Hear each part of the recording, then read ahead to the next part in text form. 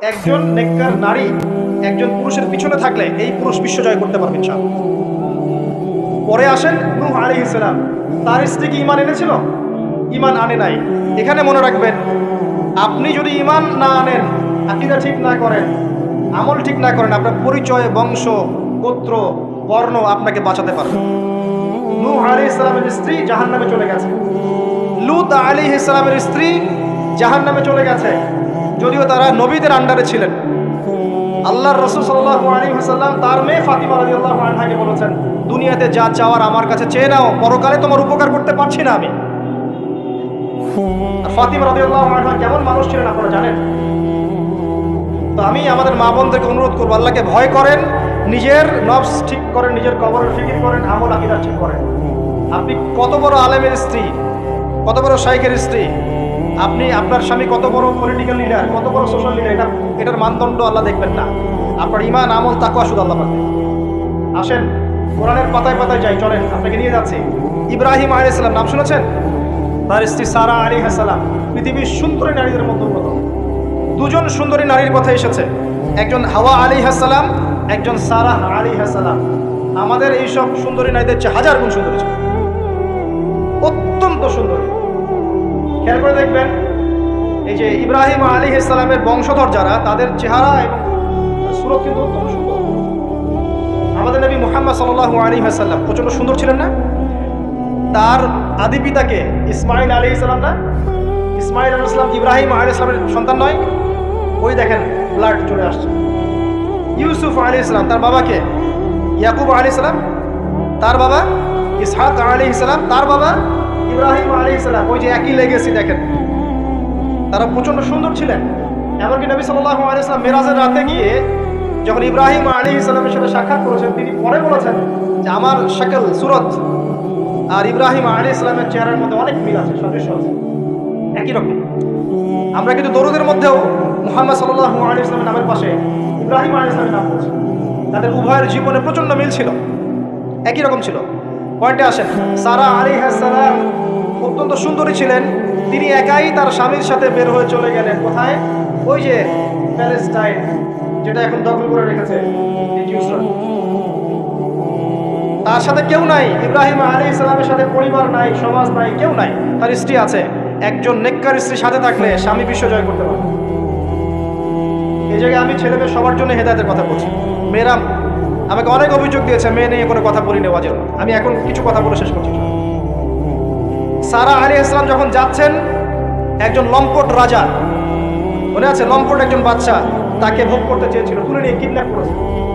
এ সময় ইব্রাহিম আলাইহিস সালাম মাজুর ব্যক্তি, নামাজে দাঁড়িয়ে গেছেন, আল্লাহর কাছে সাহায্য চাচ্ছেন। এটাই নবীর সুন্নাহ। কোনো সমস্যা পড়লে নামাজে দাঁড়িয়ে যেতেন। আর আমরা এখন সমস্যা পড়লে হাউমাউ শুরু করি, তাই না? আর এদিকে সারা আলাইহিস সালাম আল্লাহর কাছে দোয়া করছেন, আল্লাহ তুমি যদি জেনে থাকো আমি আমার শরীর তো আমার স্বামী ছাড়া অন্য কাউকে দেই নাই, তাহলে আজকে এই জালেমের হাত থেকে আমাকে রক্ষা করো। হাত বাড়াতে না বাড়াতেই তার হাত অবশ্যই পড়ে গেছে। তিনবার চেষ্টা করেছে, তিনবার বেহুশ হয়ে পড়ে গেছে। এই সারা আলাইহিস সালামের মতো সতীত্ব রক্ষাকারী জেনারেশন কি এখন আছে? এখন তো নিজের সতীত্ব বিলিয়ে দিতে পারলে বাঁচে। এমনকি কেউ যদি নাও নেয় সতীত্ব, দেখা যায় যে নগ্ন ছবি তুলে ইমো, ফেসবুক, হোয়াটসঅ্যাপে আপলোড দিয়ে শেষ করে গেছে। তাই করছে না? ভিডিও কলে প্রেম হচ্ছে, আপনার এই যে গার্লফ্রেন্ড বয়ফ্রেন্ডের সাথে কফি খাচ্ছে, বিছানায় যাচ্ছে, ডেটিং করছে। বিয়ের আগে সব শেষ, বিয়ের পরে যখন এরা কোনো ঘরে যাবে, ওই ঘরে কি সুখ আসবে, শান্তি আসবে? মা বোনদেরকে বলবো, আর আমাদেরকে খেয়াল রাখতে হবে, আমরা যেন আমাদের ঘরে সারা আলাইহিস সালামের মতো মেয়ে স্ত্রী তৈরি করতে পারি। আল্লাহ দেখেন সতীত্বের পাওয়ার, আল্লাহ পাক হাত অবশ করে ফেললেন। এবার ওই বাচ্চা হাদিয়া দিচ্ছে হাজারা আলাইহিস সালাম, ঠিক আছে? হাজারা আলাইহিস সালামকে ইব্রাহিম আলাইহিস সালাম বিয়ে করলেন, কি জন্য করলেন? সন্তানের জন্য। বাই দ্য ওয়ে, এখন আবার একাধিক বিয়ে যদি কেউ করে ফেলে, তাকে সমাজে এবার বাঁকা চোখে দেখা হয়, তার মনে চরিত্র সমস্যা আছে। কিন্তু বিয়ে না করে বিয়ের আগে 10টা প্রেম করলে কোনো সমস্যা নেই, বিয়ের আগে 1000টা জেনা করলে কোনো সমস্যা নাই, পতিতালয় গেলে সমস্যা নাই, ফ্রি মিক্সিং গেলে সমস্যা নাই, গার্লফ্রেন্ডকে নিয়ে ঘুরতে গেলে ডেটিং করলে কোনো সমস্যা নাই। আবার বিয়ে করে ঘরে স্ত্রী থাকতেও বাইরে পরকীয়া করলে কোনো সমস্যা নেই। এগুলোকে আমরা উন্মুক্ত করছি, কিন্তু কেউ সাহস করে যদি কোনো বিধবার দায়িত্ব নেয়, কোনো তালাকপ্রাপ্তার দায়িত্ব নেয়, কোনো অসহায় দায়িত্ব নেয়, তাকে খারাপ চোখে থাকে। এই হলো আমাদের সাইকোলজি। অথচ আল্লাহ পাক এই বিধানটা দিয়েছেন কোরআন এবং সুন্নায়। যাই হোক, তার জন্য শর্ত আছে, শর্ত পূরণ না হলে করবেন না, কখনো ফরজ নয়। কিন্তু কেউ যদি শর্ত পূরণ করে করতে পারে তাকে ডিসকারেজ কেন করতে যাবে? সমাজ চেঞ্জ হয়ে গেছে। হাজরা আলাইহিস সালাম, এখান থেকে আমি আমাদের মা বোনদেরকে এবং আমাদেরকে একটা হেদায়েতের কথা বলতে চাই। হাজরা আলাইহিস সালামের ঈমান, আমল, তাওয়াক্কুল দেখেন। তার গর্ভে আল্লাহ পাক সন্তান দিলেন ইসমাঈল আলাইহিস সালাম। এবার আল্লাহ পাক বলছেন রেখে আসো। কোথায়? ওই মক্কায়, জনমানব শূন্য জায়গায় রেখে আসলেন।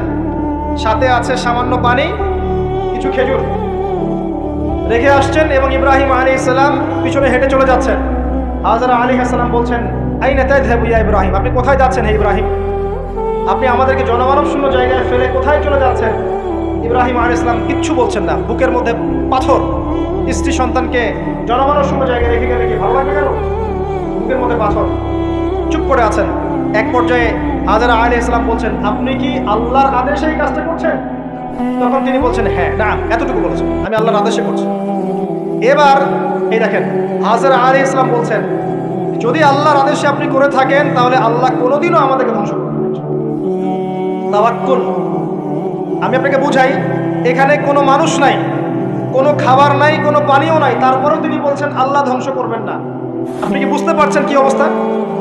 এবার খাবার পানি শেষ হয়ে গেল, সাই করছেন সাফা টু মারওয়া, মারওয়া টু সাফা, শুধু এক ফোঁটা পানির জন্য। কাকে খাওয়াবেন? বাচ্চাকে।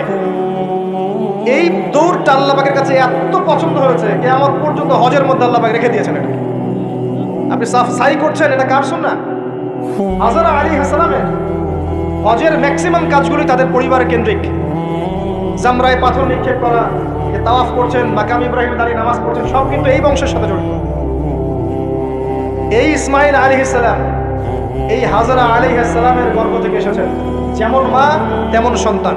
ইসমাঈল আলাইহিস সালামকে তার বাবা মানুষ করেননি, তাকে মানুষ করেছেন তার মা। বাবা কিন্তু অনেক দূরে, প্যালেস্টাইনে, মাঝে মাঝে আসেন, মাঝে মাঝে যান।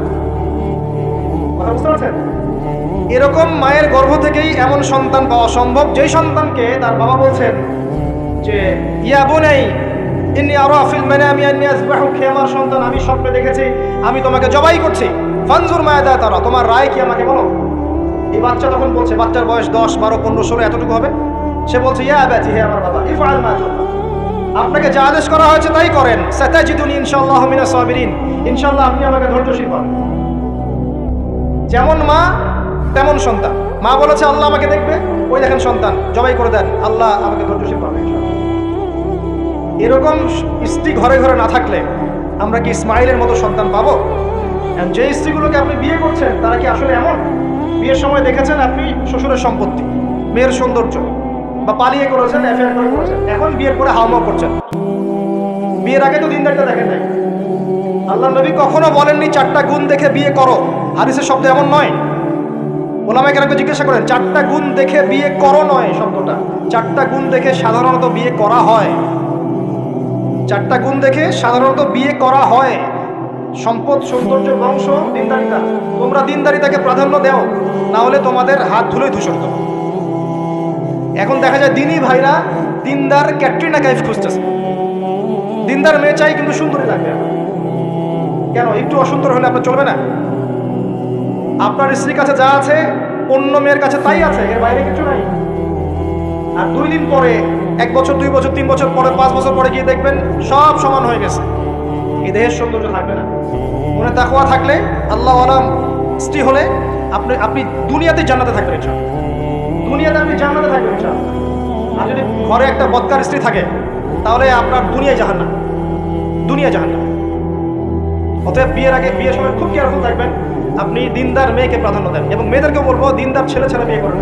অনেক বড় চাকরি করে, অনেক বড় ব্যবসা করে, এটা সেটা, নামাজ পড়ে না, এগুলো দেখছেন না, সুদের চাকরি করে, ঘুষ খায়, আপনি রাজি হয়ে যাচ্ছেন। এরপরে গিয়ে পস্তাচ্ছেন যে হুজুর আমার সংসারে অশান্তি, এটা সেটা। এখন তো পস্তায় লাভ নাই, বরং আপনার সন্তানও হবে ওই নাস্তিক পরিবারের মতোই। আমরা দুনিয়ার স্বার্থ খুব ভালো চিনি। দুনিয়ার স্বার্থকে ত্যাগ করে দিনকে অগ্রাধিকার দেন, আল্লাহ পাক কবুল করবে ইনশাআল্লাহ। এই হলো ইসমাঈল আলাইহিস সালামের মা। তিনি যেমন সন্তান তেমন। এখানে আমাদের জন্য আদর্শ আছে। এখনো যদি আমরা দিনের বিজয় চাই, প্রত্যেক পরিবারের কর্তাকে হতে হবে ইব্রাহিমের মতো আলাইহিস সালাম। প্রত্যেক পরিবারের সন্তানদেরকে হতে হবে ইসমাঈলের মতো আলাইহিস সালাম। প্রত্যেক পরিবারের মা বোনদেরকে হতে হবে হাজরা সারার মতো। তবে আদর্শ পরিবার হবে ইনশাআল্লাহ। আল্লাহ পাক আমাদের সবার পরিবার এমন করে দিন, আল্লাহুম্মা আমিন। এবং এটা অসম্ভব কিছু না, এটা সম্ভব।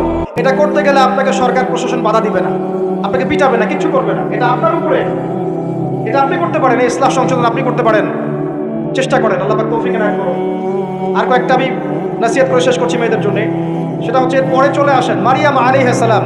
তার সতীত্ব এত পবিত্র ছিল, আল্লাহ পাক তাকে মিরাকেল বানিয়েছেন। তার গর্ভে ঈসা ইবনে মারিয়ামকে জন্ম দিয়েছেন। খেয়াল করে দেখেন, ফিরআউন, মনে আছে ফিরআউন? তার ঘরে একজন ইমানদার মহিলা ছিল না? নবী সাল্লাল্লাহু আলাইহি ওয়াসাল্লাম মিরাজে গিয়েছেন, সেখানে দেখেছেন বেশিরভাগ অধিবাসী জাহান্নামে নারী। এর মধ্যেও তিনি একটা সুগন্ধ পাচ্ছেন জান্নাতের। তিনি জিজ্ঞাসা করলেন, এই সুগন্ধ কোত্থেকে আসছে? তখন জিবরাইল আলাইহিস সালাম তাকে জানিয়ে দিলেন, এটা ফিরআউনের সেই যে দাসী, যাকে ফিরআউন হত্যা করেছিল ঈমানের কারণে, ওর ঘর থেকে, জান্নাতের সেই ঘর থেকে সুগন্ধ আসছে। ফিরআউনের ঘরেও মুমিনা নারী থাকতে পারে, তাহলে আমাদের ঘরে থাকতে পারে না?